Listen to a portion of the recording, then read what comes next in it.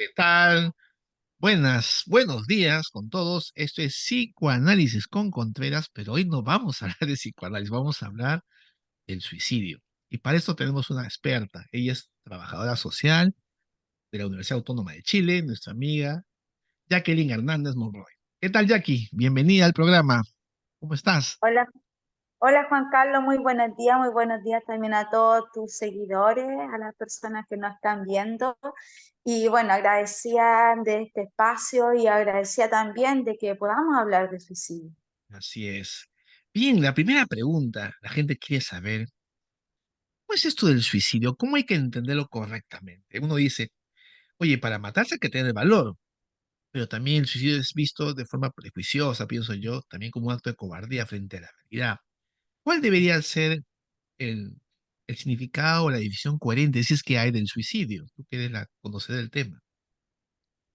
Mira, te voy a contestar esa pregunta con otra pregunta. Si yo te pregunto a ti, ¿qué conceptos se asocian al suicidio? ¿Qué es lo primero que se viene a tu mente? Depresión, pérdida de sentido de la vida, ¿no? Desesperanza, no sé si estoy bien. Claro, si nosotros le preguntáramos a todos nuestros auditores qué es lo primero que se le viene a la mente cuando escucha hablar de suicidio, seguramente va a tener estos conceptos asociados, ¿cierto? Como tristeza, soledad, abandono, dolor, depresión, a lo mejor también desesperanza y claro, y muerte. Pero tengamos bien claro que cuando hablamos de suicidio es importante que nosotros entendamos que la persona que tiene estos pensamientos suicida, que a lo mejor pasan por no querer vivir o querer morir, ¿cierto? No está pensando en su propia muerte. En realidad lo que la persona no quiere morir, lo que, como dice López Martínez, la persona lo que anhela lo más profundo de su corazón es poder vivir. Lo que pasa es que, como lo dice Neyman, la persona pasa por este continuum que es de la ideación suicida, la planeación, el intento, hasta la conducta suicida, en una extrema constricción cognitiva que le impide ver soluciones a su problema. Entonces, lo que dice, postula Neyman, que el padre de la suicidología, ¿cierto? Él nos dice que es una solución eterna para un problema que por lo general suele ser temporal. Y este problema viene acompañado con un dominio cognitivo que es común en las personas con ideación suicida, que tiene que ver, ¿cierto?, con estos pensamientos de hostilidad hacia sí mismo, percepción de carga, pertenencia frustrada, con un gran acompañamiento de desesperanza, de sentimientos de derrota, de humillación, que la persona experimenta como insoportable, intolerable, inmodificable. Entonces, estamos hablando de un dolor persistente que supera todos los límites del individuo, que el cual no encuentra ninguna otra salida a ese sufrimiento que la muerte. Entonces la persona se encuentra en una ambivalencia, en una dualidad entre vivir y sufrir. Entonces la persona que está experimentando este profundo dolor pasa por una visión de túnel, como llaman los expertos, que es esta constricción cognitiva que le impide ver soluciones a su realidad, ve todo negro, como escuchan decirlo, ve todo negro, no ve ninguna otra salida a ese sufrimiento que la muerte. Pero el que la gente no vea soluciones a su problema no quiere decir que esas soluciones no existan. Es por eso que estamos todos llamados a ser agentes de prevención, porque en ese sentido nosotros podemos acompañar, ¿cierto? Podemos escuchar a esta persona que está sufriendo, que como dices tú, ¿cierto? Y es uno de estos eh, grandes problemas que nosotros tenemos que enfrentar en la suicidología, que es que está acompañado de mucho estigma y de mucho tabú Y que pues, sin duda perjudica mucho a la persona en su recuperación. así es, Jackie. Jackie, pregunta personal. ¿Y qué te llevó a ti, en lo personal, a involucrarte con el tema? No tanto tus razones profesionales, ni no. Siempre nos interesa a los psicólogos saber cuál es el tinte personal para involucrarte con un tema tan específico y tan duro como este, ¿no? Antes de contestar esa pregunta, déjame decirte para terminar lo que es la nomenclatura, la conducta suicida, que es importante aclarar que el término más general, ¿cierto? Es conducta suicida que incorpora ciertos términos, entre ellos los más importantes que es la ideación suicida, los intentos de suicidio y el suicidio consumado. Y es importante que tengamos claro que la conducta suicida es un acto voluntario y deliberado con altas expectativas de muerte y de intencionalidad y con expectativas de querer morir a causa de ese gesto, ¿ya? Entonces, existe una capacidad de toma de decisión, acción con respecto a ese deseo de morir y que hay que hacer una diferenciación clara entre las ideas de muerte y las ideas pasivas de muerte, porque la ideación suicida es mucho más frecuente, mucho más intensa, mucho más estructurada y eso nos puede llevar a un plan. Entonces, por eso es importante, quería no pasar a dar la otra Está bien, está respuesta, bien. dejar claro eso. ¿Qué nos llevó a hablar de suicidio? Mira, yo te digo que en el 2014 nosotros vivimos en una comuna muy rural, con una tasa de vulnerabilidad social de un 97%, y yo propuse hacer un voluntariado, un programa de asistencia individual a través de tutoriado y familiar a través de terapia sistémica, para apoyar a la familia. Bueno, parece que resultó muy contundente este programa porque me propusieron quedarme trabajando en él y me puse a trabajar, ¿cierto?, en este programa de tutoriados con chicos que presentaban alguna necesidad. Bueno, nosotros lo evaluamos, aplicamos algunos instrumentos para evaluar las necesidades de acompañamiento del individuo como también de su componente familiar. Y fue muy curioso porque a nosotros nos llegaba, yo no pensé que iba a ser tanta la necesidad, yo tenía que comenzar con el primer ciclo, que era de primero a cuarto año básico, pero nos llegaban diariamente 2 o 3 personas que tenían ideación suicida, que tenían Mm, conducta autolesiva, personas que habían sido sujetos de abuso, de víctimas de maltrato o también testigos de violencia intrafamiliar. Y fue algo que fue muy impactante para mí porque nosotros, como te digo, comenzamos con pequeños de primero a cuarto año básico, pero terminamos trabajando con toda la población escolar. Era una necesidad muy importante, muy urgente, y yo en ese tiempo no conocía mucho de suicidio. Entonces, en el 2015, bueno, en ese tiempo nosotros dijimos qué es lo que podemos hacer para eh, poder, ¿cierto?, trabajar con estos niños, y yo me di cuenta en ese momento que habían algunas variables que las podíamos trabajar, ¿cierto?, para disminuir estas conductas autolesivas y la ideación suicida a través, por ejemplo, del apoyo social percibido, de aumentar el autoestima, de aumentar la esperanza, y creamos un centro cultural para la prevención del suicidio donde incorporamos algunas disciplinas que tienen que ver con el autoestima y con el empoderamiento también, y para poder trabajar formas de poder gestionar las emociones, cierto, afrontamiento adecuado de problemas, y creamos, cierto, este centro cultural que tiene que ver con el arte circense, como nosotros a través de la imaginería reflejamos, cierto, mucho de nuestras emociones, pensamientos, y entonces incorporamos zancos, incorporamos lanzadores de fuego,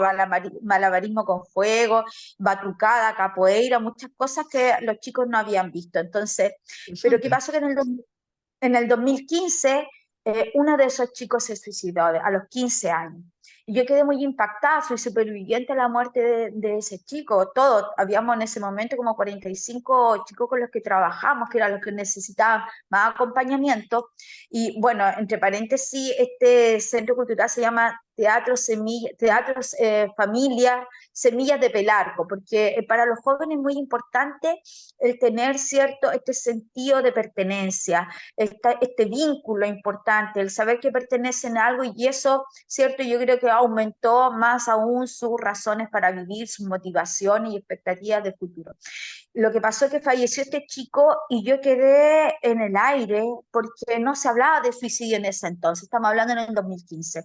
En la comuna no se hizo nada, Eh, total, ¿Cómo, hermetismo. cómo lo hizo y cómo se mató? ¿Cuáles fueron las razones? Disculpa, Jackie. de este Bueno, chico? las razones pueden ser múltiples, ¿cierto? O sea, cuando nosotros hablamos de suicidio, hablamos de un problema de salud pública que es poliédrico, que es multidimensional, que es En el caso de este multifactorial. chico en particular que se suicidó, ¿sabías Como qué te fue lo digo, que... o sea, a lo mejor el precipitante, porque uno de los precipitantes en los jóvenes puede ser la ruptura amorosa, puede ser algún conflicto en la familia, ¿cierto? Que es un precipitante. Y bueno, cuando hablamos de conducta suicida también tenemos que decir que hay ciertas propensiones entre un individuo y otro, ¿cierto? Que tienen que ver con algunos factores de riesgo agudo y otros factores de riesgo de base. Estos factores agudos tienen que ver con esos factores de riesgo más transitorios, ¿cierto? Y los de base con aquellos más crónicos y persistentes. Ahora, ¿qué hace con un individuo u otro tenga mayor o menor propensión al riesgo suicida? Tiene que ver con la historia de vida, tiene que ver con el desarrollo evolutivo, que esto va a hacer que un individuo tenga una propensión mayor o no a la activación del umbral como respuesta a un desencadenante. Entonces, ¿qué llevó a este chico? No lo sé, tal vez no lo vamos a saber, porque tampoco dejó una carta de despedida. No, Ya claro. el método que usó fue muy drástico y fue visible a toda la comunidad, y es por eso que quedamos todos muy impactados. Pero en ese momento ni siquiera en la universidad daban curso Muy de drástico. conducta. ¿Qué fue lo que hizo? ¿Cómo se mató este muchacho? Bueno, el método que utilizó y que mayoritariamente utilizan los varones, ¿cierto? Fue el ahorcamiento, que es uno de los métodos más utilizados. Pero como yo te decía, yo quise estudiar, de hecho entré a estudiar psicología en la Universidad de Talca, hice un magíster en psicología social también, un diplomado en psicología avanzada, y no me pasaron ningún ramo de suicidio. Entonces, ¿qué es lo que hicimos? Hicimos un diagnóstico en conducta suicida en donde intervinieron 264 niños, estudiantes de entre 8 a 19 años de edad, y ahí nos dimos cuenta que las tasas de ideación suicida, intento suicida y autolesiones superaban las tasas a nivel nacional en nuestra comuna. Entonces, ahí nos dimos cuenta cuando analizamos la varianza aplicada de todas las variables en estudio, en donde participaron la conducta suicida, autolesionismo, apoyo social percibido, autoestima y desesperanza. A mayor tasa de conducta suicida encontramos que había un menor indicador de apoyo social de la familia.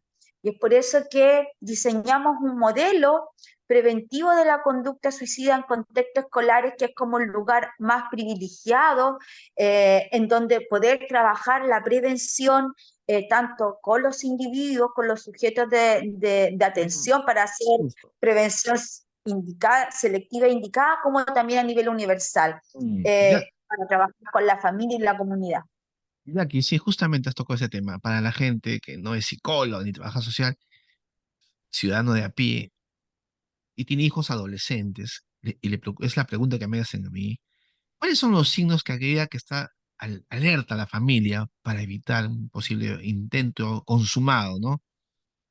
Tú en tu experiencia profesional, ¿cuáles son estos signos, síntomas, elementos que tú crees que la gente debe saber? Bueno, qué bueno que me preguntas eso porque es muy relevante, muy importante, porque es muy difícil, incluso hasta para un profesional, a veces poder determinar cuáles son esas señales de alerta a lo que yo tengo que poner atención. Generalmente las personas pueden darse cuenta de estas señales cuando la persona ya falleció y dice, ah, ya claro, por eso hizo esto.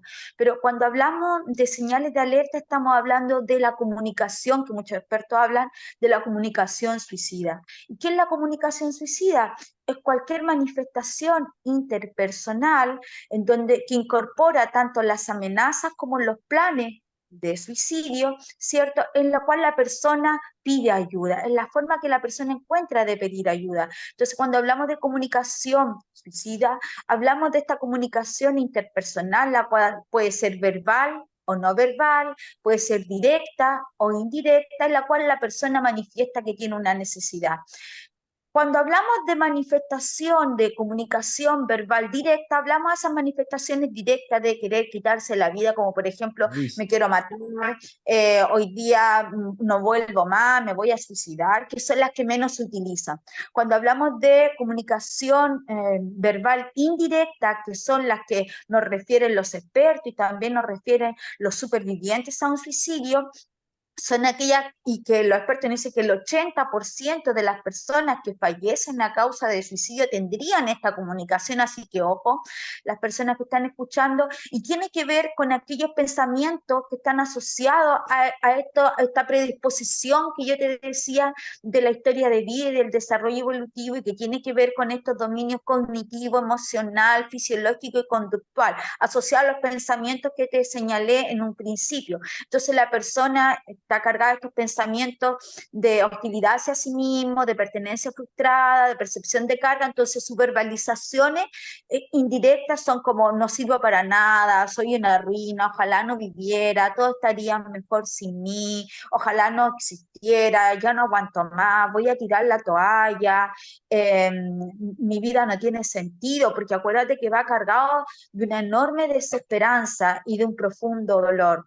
Ahora, también está la comunicación no verbal indirecta, que tiene que ver cuando la persona, por ejemplo, ha estado viendo algunas páginas web de cómo poder suicidarse o ha incorporado algún grupo, ¿cierto? También de cómo poder, cuáles son los métodos más rápidos o más letales.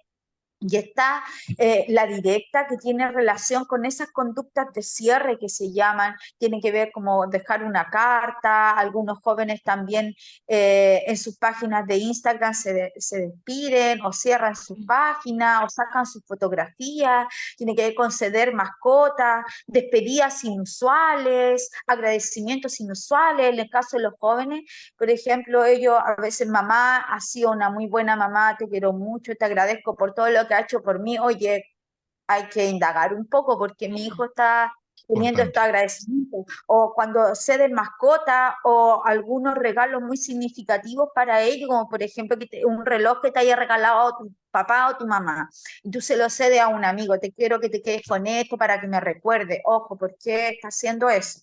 O, claro, o que te regalen la pelota autobiografada por un futbolista, un amigo, o que te ceda la mascota y te diga, oye, te puedes quedar con mi mascota, necesito que la cuides, cuídala mucho.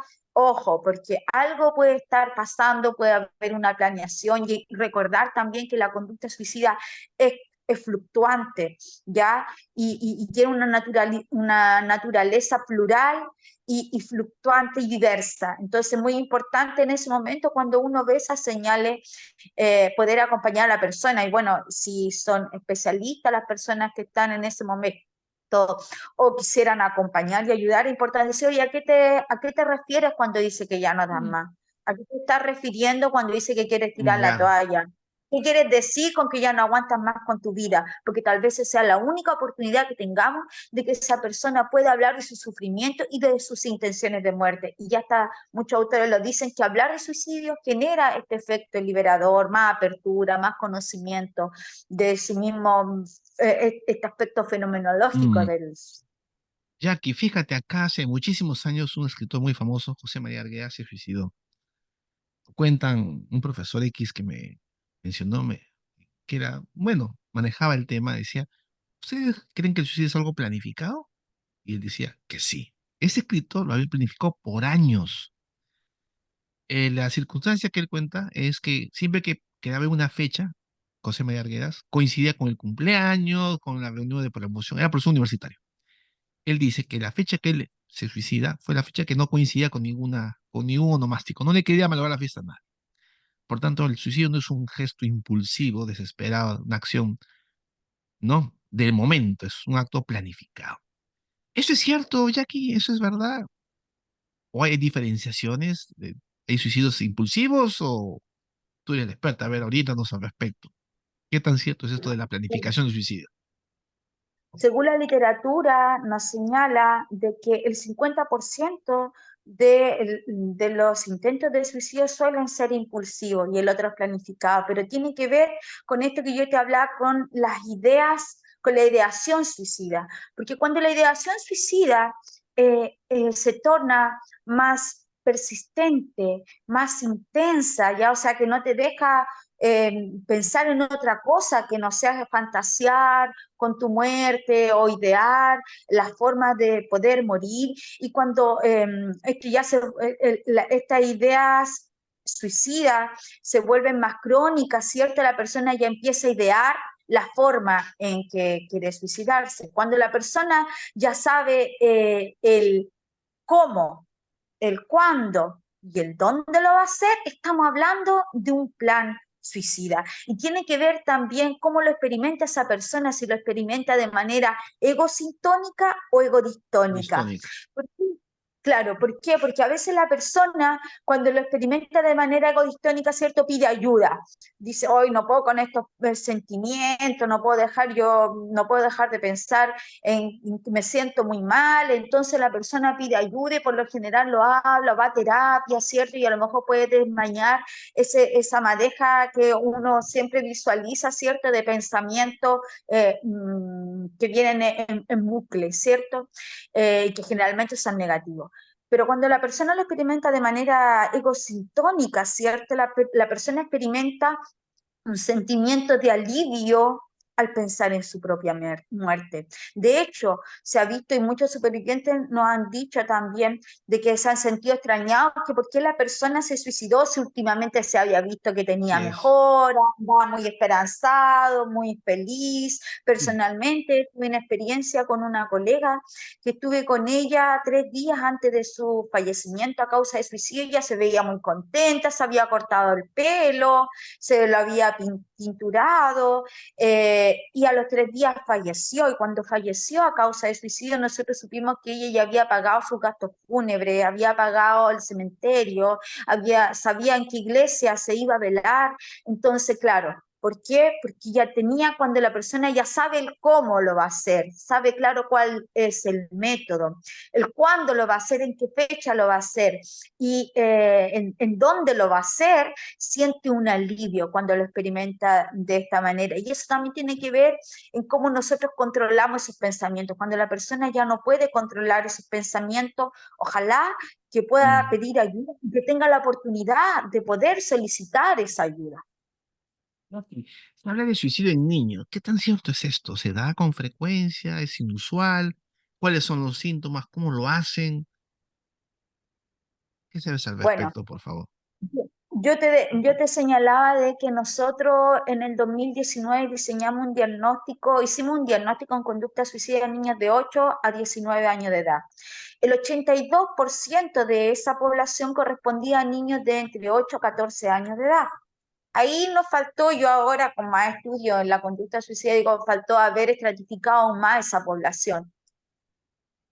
Cuando nosotros vemos los resultados y vemos que hay unos indicadores bastante elevados en conducta suicida, en autolesionismo, nosotros decimos, oh sí, bueno, pues que últimamente se esté viendo que los chicos se están suicidando, o sea, que ha aumentado la edad, o sea, de mayor, los niños más pequeños se están suicidando. Pero ojo, que podemos estar cometiendo un error, porque la diferencia que tiene un niño de un adulto, de un adolescente, es que ellos no tienen incorporado el sentido de irreversibilidad. ¿Ya? Cuando hablamos de la muerte, ellos no tienen incorporado este sentido. Entonces, hablar de suicidio en niños es difícil. Lo que sí podemos hablar, que la prevención comienza en la infancia y que muchos de los factores asociados al suicidio, por ejemplo, en adolescentes y en jóvenes, tiene que ver con estos patrones conductuales de los padres, con los sistemas de apego, que son las formas en que el clima emocional, en que los padres forman y educan a los niños. Si hablamos, por ejemplo, Pérez Barrero habla de que un 50% de las muertes en adolescentes se pueden atribuir a psicopatologías familiares. Entonces, cuando se ha visto que existe un mayor riesgo de suicidio en jóvenes y en niños, cuando hay esta sintomatología, digámoslo, conflictiva, esta tensión permanente en la familia, sobre todo cuando no había divorcio. Ahora, hay otros autores, está Fiorenzano también, que nos habla, y otros más, Felici, que habla de las adversidades en la infancia, sobre todo cuando los niños son sujetos de abuso o también son testigos de violencia o son sujetos de violencia, ellos pueden experimentar cierta conducta suicida hasta 12 veces más en la adultez que un niño normal. Entonces, incluso cuando se analizó su historial clínico de salud, se vio que las personas los niños que son expuestos, la experiencia adversa en la infancia, los niños que son expuestos a violencia, a maltrato, depresión materna, control también materno, psicológico materno, y a toda esta experiencia adversa que tienen que ver con abuso, malos tratos, estos chicos, ¿cierto?, tienen mayor propensión a tener cáncer, a tener problemas estomacales, a tener cierto asma, a tener mucha más sintomatología clínica en otras enfermedades que una persona que no ha experimentado estas adversidades en la infancia.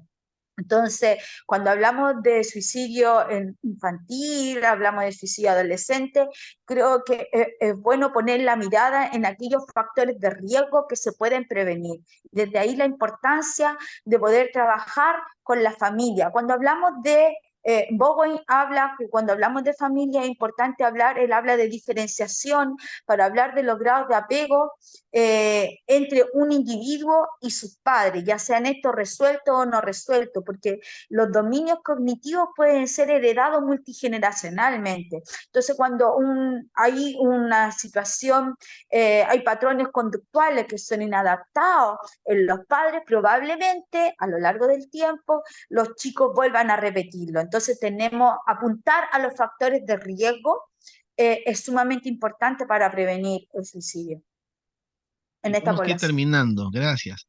Mira, esta es la pregunta del millón. Esto va dirigido sobre todo a los papás. Cuando los papás tienen hijos adolescentes y se dan cuenta los signos que te has dicho, ¿no? Estos despedidas inusuales, dejar cosas. ¿Cuáles son las medidas que ellos tenían que tomar cuando hay la presunción, la tentativa, la sospecha, perdón, de que su adolescente hijo tal vez tenga esa intención?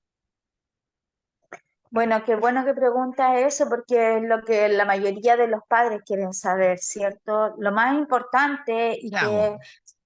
y que señalan los expertos, ¿cierto? Primero es aceptar que la persona tiene una ideación suicida, aceptarlo y no negarlo. ¿Por qué? Porque Mm, lo primero que la persona que tiene ideación suicida recibe son invalidaciones. Pero ¿cómo estás pensando estas tonteras? Oye, ¿no piensas lo que le va a pasar a tu papá? Claro, a lo mejor para uno es una tontera, pero para la claro, persona puede que así sea es. una acción muy importante. Entonces, aceptar y validar ese sufrimiento. Escuchar, y escuchar empáticamente. Cuando hablamos de escuchar empáticamente, y ya dijimos que ojalá no invalidar, es omitiendo el juicio personal, ¿cierto? Y haciendo preguntas adecuadas, como por ejemplo hablar directamente de suicidio, sin usar otros términos, o a veces la persona no quiere hablar directamente de suicidio, pero para la persona es sumamente importante que tú le digas, oye, o sea, me estás hablando de que estás pensando en quitarte la vida, en que quieres suicidarte. Eso a la persona le permite entender de que tú te estás haciendo cargo también de ese sufrimiento, que Mm, te estás haciendo es verdad. cargo del problema, ¿cierto? No, porque a veces uno utiliza frases para uno quedar más bien, para uno quedar tranquilo, y cierto, decía, ah, ya no, si yo hablé con él. Entonces, cuando uno se hace cargo del tema y le dice, oye, tú estás pensando en suicidarte, ya tienes pensado cómo, ya tienes pensado cuándo, tú sabes cuándo, dónde, porque también es importante hacer esa diferenciación, porque a veces, como yo decía, pueden ser ideas pasivas de muerte. Mm, No es lo mismo si una persona diga me quiero morir, pero no sabe cómo, no sabe cuándo, no sabe dónde, o sea, no tiene elaborado un plan, pero cuando la persona te señala el método, te dice, sí, tengo claro cómo lo voy a hacer, de esta manera, te dice dónde lo voy a hacer en este lugar y ya sabe cuándo, que la persona ya tiene elaborado un plan, por lo tanto, la evaluación de riesgo es mucho mayor. Ahora, Claro, entre paréntesis, es importante tener claro cuáles son las posibilidades de rescatabilidad. Los expertos nos hablan de que alrededor de 4 a 5 horas son la hora de rescatabilidad. No es lo mismo que una persona diga que va a tomar una ingesta medicamentosa en su hogar, a lo mejor un joven, en donde probablemente sea interrumpido o donde pueda ser encontrado más tarde, ¿cierto? A que una persona te diga que arrendó una cabaña en un lugar, en un campo donde nadie sabe. ¿Cierto? Porque probablemente no la puedan encontrar, o que se fue a medianoche debajo de un puente en donde nadie sabe dónde está, apagó los teléfonos y a lo mejor ha ocupado tres métodos simultáneos al mismo tiempo. Entonces es importante también tener eso claro. Entonces dijimos aceptar, validar, escuchar, no retarlo. ¿Por qué? Porque hay veces que la persona dice, bueno, que tiene que ver con algunos mitos en torno a la conducta suicida. Bueno, si este se quiere matar, se ha matado. Si te querés matar, mátate, porque probablemente sea el botón rojo que induzca a la persona a cometer el acto, ¿cierto?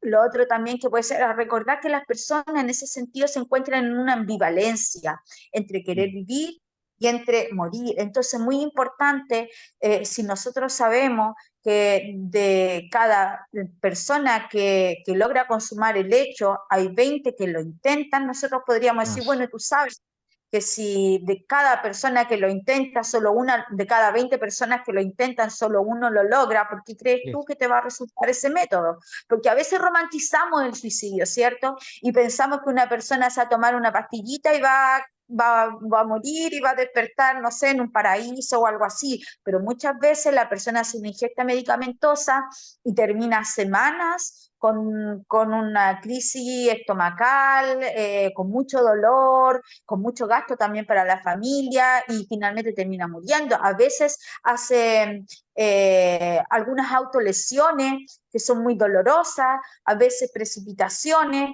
que lo pueden dejar tetrapléjico y la persona que ya tenía un dolor puede aumentar aún más su dolor. Entonces es importante que cuando también estemos en esto sembremos la ambivalencia. No apretar no señalar el costo para la familia inmediatamente a una persona que se encuentra en riesgo, porque a veces intentamos nosotros ayudar y nos convertimos en profesionales o en personas orquesta. Oye, pero ¿por qué no haces deporte? ¿Por qué no comes más saludable? ¿O por qué no vuelves a tu trabajo? Búscate otro trabajo. Y tal vez la persona ya lo haya intentado. Entonces, lo que estemos haciendo es colocarle una mochila cargada de piedras a esa persona que ya está sufriendo. Entonces, sembramos la ambivalencia de acuerdo a lo que la persona considere que es importante, ¿cierto? Y tratar de ver cuáles son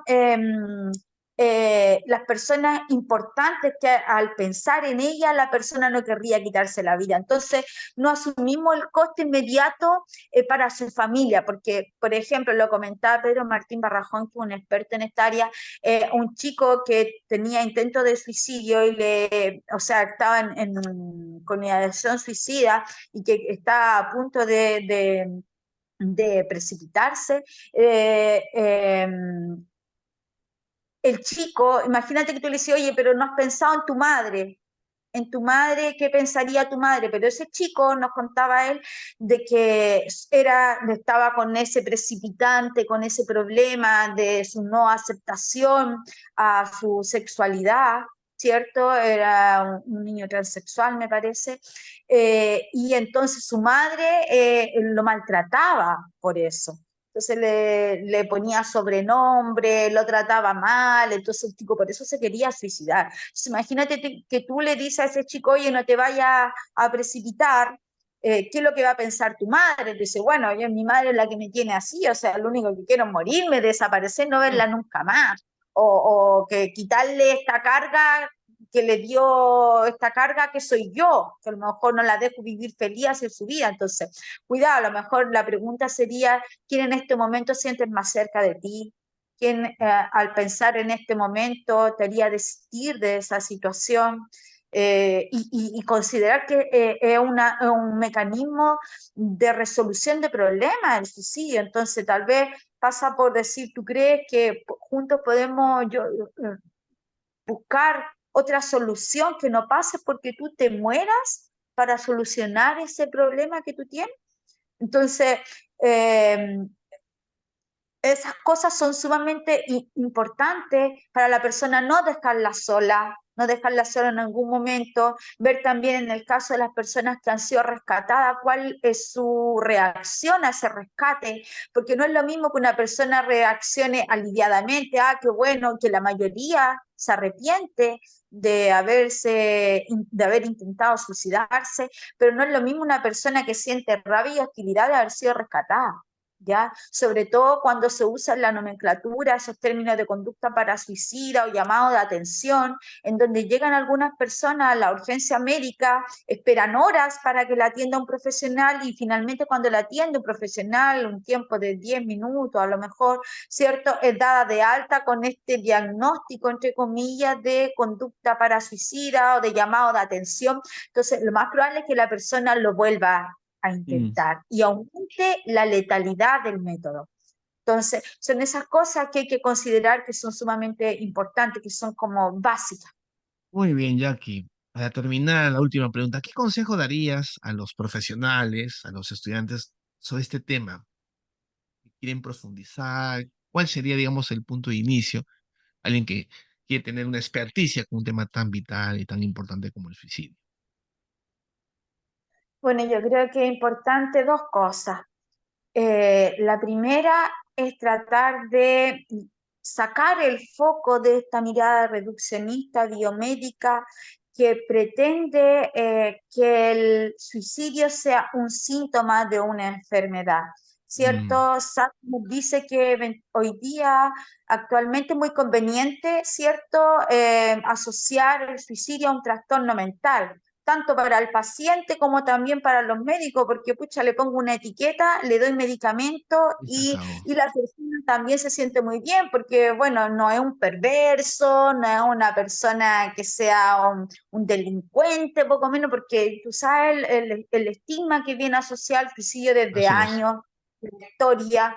Entonces, claro, sacar esta mirada reduccionista, biomédica, que asume como un síntoma, porque por ejemplo lo dice García Haro, el hecho de que tener un trastorno mental sea un factor de riesgo no quiere decir que todas las personas que tengan un trastorno mental se suiciden y no todos los suicidas tienen un trastorno mental. Ujú. Entonces, eso Así es. sería una mirada muy reduccionista que quita el foco de los otros factores sociales, políticos, culturales, religiosos, y importante en ese sentido poder visualizar el suicidio, como lo dice Susana Jaica Laví, Eduardo Fonseca, desde este modelo contextual existencial que tiene más bien que ver con el drama vital que está experimentando esa persona, ¿cierto? Que se relaciona con su sufrimiento, con su cultura, porque las personas son culturales, entonces no podemos separar a la persona de su cultura y de los significados que atribuye a ciertos valores como la dignidad, como el honor, como la libertad. Entonces, verlo desde todas las esferas y entender que el suicidio es un problema de salud público que es multidimensional, que no obedece a una sola causa, que Mm. obedece a muchos factores, ¿cierto? Y el segundo, yo creo que, y obedece también a algunos mitos. Qué importante hablar de suicidio. Baños Chaparro hizo un estudio en el donde se hizo una prueba, mucho personal clínico, psicólogos, psiquiatra, personal de salud, en donde el 10% de ellos señalaron que la creencia de que hablar de suicidio podía generar, ¿cierto?, la ideación de suicidio en otras Como promover. personas, como contagio, ¿ya? Y el 35,9% de ellos pensaba erróneamente que hablar de suicidio podría generar ciertas conductas autolesivas en los otros. Entonces, cuando se hace este estudio se dieron cuenta de que la persona al hablar de suicidio generaba un efecto liberador, tenía mayor conocimiento de ese problema, tenía mayor apertura a hablar de suicidio, mayor probabilidad de poder, es cierto, pedir ayuda, del sentido también de esperanza de poder ayudar a otros con esa ideación suicida. Entonces se comprobó en este estudio de que genera mayor confianza, mayor apertura y mayor adherencia en el tratamiento en los casos en donde había tratamiento. Entonces hablar de suicidio se convierte en un factor protector que nos va a ayudar, ¿cierto?, a poder desahogar, a romper algunos mitos asociados a la conducta suicida, que hay muchos mitos que hoy día no lo tocamos, pero poder romper con esos mitos y acoger en el dolor, porque el tabú, mira, y hay muchas experiencias que nos hablan de que para la persona muchas veces es mucho más difícil pedir ayuda que suicidarse por el estigma, porque Increíble. persona que está sufriendo, que se encuentra en este dolor del que hablamos al principio, quiere ser tratado como un loco, o que está llamando la atención, o que está manipulando. Entonces la persona, en vez de recibir, yo he recibido personas que me dicen, ¿sabes? Que yo he ido al SOSPAN, me dicen, no, que no puedo, que tengo que ir a un psiquiatra, no tenemos médico, y que ya. Entonces, la persona, en vez de hacer todo ese trámite, y que no va a ser escuchado, que no va a ser entendido, que no va a ser comprendido, prefiere suicidarse. Entonces, el cómo evaluamos la conducta suicida va a tener que ver y tiene relación cómo intervenimos. Entonces, por eso es sumamente importante la mirada que nosotros le damos a la conducta suicida, porque de ahí nosotros vamos a ver cuáles van a ser los componentes para su prevención, ya sea indicada, selectiva o universal. Y cuando hablamos de que es un factor social, entonces tenemos que intervenir a nivel social, a nivel comunitario, ya sea en esos factores de riesgo que tienen que ver con la habitabilidad, que tienen que ver con la salud, que tienen que ver con la inseguridad alimentaria, que tienen que ver con la educación, con la falta de oportunidades. Cuando hablamos de suicidio tiene que ver con todo eso que bordea a una persona que está en un contexto cultural y que además está en un contexto dramático de Ujú. sufrimiento, y por eso es necesario acompañarla para que ella pueda pedir ayuda. Muy bien, Y Jackie. bueno, Entonces, el suicidio hay que entenderlo de forma multidimensional, no hay que caer en el reduccionismo biologista de los médicos, y sobre todo lo más importante que me ha quedado, es que hablar de suicidio hace bien, hace bien. Nos permite intervenir, es un espacio de soporte y qué bueno. Bien, Jackie, te agradezco tu experticia, tu conocimiento del tema. Yo sé que el tema da para más, pero hemos querido enfocarnos en los puntos más importantes. Bueno, te agradezco tu tiempo y gracias a todos. Con ustedes estuvo Jackie Hernández Monroy, ella es trabajadora social, experta en suicidio en Chile. Un abrazo fuerte para ti, Jackie. Ya será en la muchas siguiente oportunidad. Igual, Jackie. gracias por la Cuídese. invitación. Gracias, Igual. muchas gracias a todos, Gracias a gracias. todos. Que tengan buen día. Gracias, Jackie. Nos vemos pronto. Listo. Bye, Nos vemos. bye.